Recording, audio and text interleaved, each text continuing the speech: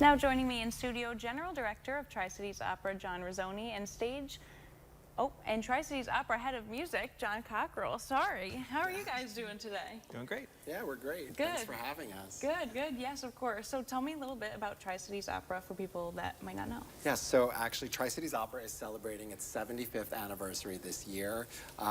It's a very exciting time for us. You know, we were founded in 1949, and we wanted to kick off the season with something a little different, something fun, something that, you know, is really meant to welcome in the community. And so we're doing the Magic Flute coming up this weekend as part of the Luma Festival.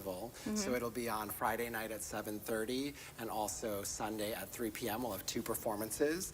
It's about an hour long. It's a new English translation that my friend John over here came up with, the Johns. And, you know, it's just a wonderful way to kind of create an opera experience that's really accessible and digestible, so people can dip their toes in and see what we're all about. And I was reading about, it said, exploring the themes of light and darkness, both literally and symbolically. So I wanted to kind of dig into that and how you're expressing that during Luma. Sure. There are two forces that are battling it out during this opera. There's the Zoroastro, the priest of the sun, and then there is the queen of the night. And so the opera deals a lot with light and darkness, truth and lies, and in the end, of course, virtue and truth, and the sun win out. But also, I believe in the projections. I don't actually get to see them from where I am. I'm in the pit playing playing the glockenspiel and the piano in the production.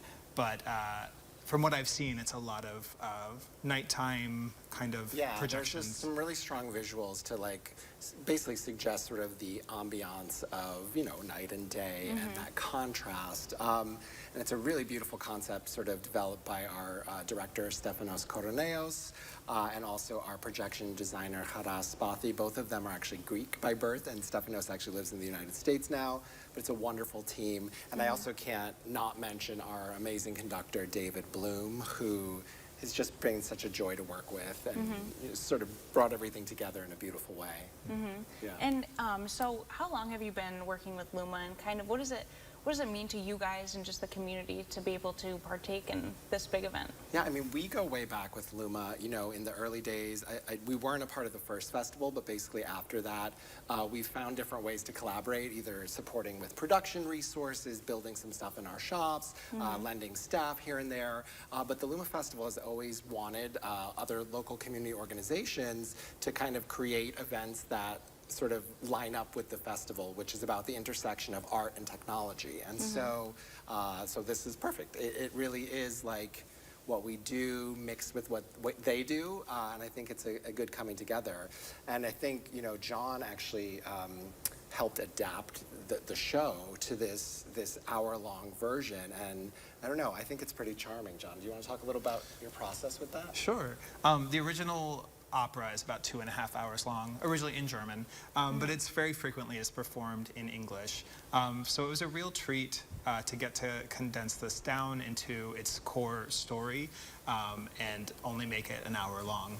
I grew up with this classical kids tape called Mozart's Magic Fantasy that had all the music from the Magic Flute, at least a lot of the recognizable music.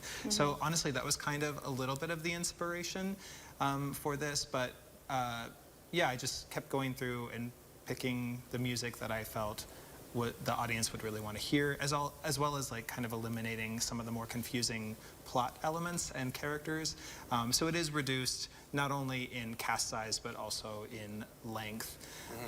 But to be honest, like the original story has some problematic elements. Like it's rather misogynistic. There's some racism, some other rather not family-friendly content that we got to eliminate with this production and really distill it down to something that's very very accessible for families and definitely something that children are going to enjoy, not only because of the really beautiful music that is really crystallized in this production, but also because it's really fun and very suitable length for shorter attention spans. Yeah, and also we wanted it to fit in the festival as well, you know. You put on a 3-hour opera starting at 7:30, and then that ends when the Luma Festival ends. And so Yeah. we wanted, this is at a slot just before the festival starts. We figure people will come, enjoy the show, and then go out into the festival. And even though sort of the story is, condensed down and the music is a little bit, shortened, we still have our fabulous orchestra, we have beautiful costumes, and this wonderful projection-based set that is so, it really creates an atmosphere, and then you get to see the music and the characters sort of speak for themselves. You see the brilliance of Mozart, and it's all in English too, which is nice. But also, I will say, even though it's in English, we will be projecting the words above so that everybody can follow along. Sometimes music goes really fast, or it's you don't catch everything. So we want to make sure that everybody can enjoy it and understand what's happening. Okay, perfect. That sounds very interesting. And like you said, you cut out some parts so really people can come together and enjoy and family friendly. So where can, families go about finding information on this and your shows coming up? Yeah, so TricitiesOpera.com is always a wealth of information for us. Also our Facebook page. And I did want to mention that, when it comes to families attending, I wouldn't say this is for kids specifically. It's definitely for people of all ages, but children under the age of 18 always attend Tri-Cities Opera's productions for free, and one adult can bring up to 4 kids with them for free. So they just have to have an adult with them, but they're free. So, and tickets are really reasonable. Through some of our generous funders, we've been able to offer tickets for the Friday night performance at either $10 or $15. And then for the Sunday performance, tickets start at $10, and they top out at about $55, which is markedly lower than our normal ticket prices. Okay, perfect, perfect. Well, I hope we get a lot of people there, and thank you guys both so much for coming on today. I really appreciate it. It's been our pleasure, Avery. Thank you for having us. Of course, guys. For those of you who might have missed those details, Tri-Cities Opera presents the Magic Flute at the Forum Theater with 2 performances, a featured ticketed event on Friday, September 6th at 7:30 p.m. as part of the Luma Projection Arts Festival, and a Sunday matinee on September 8th at 3 p.m.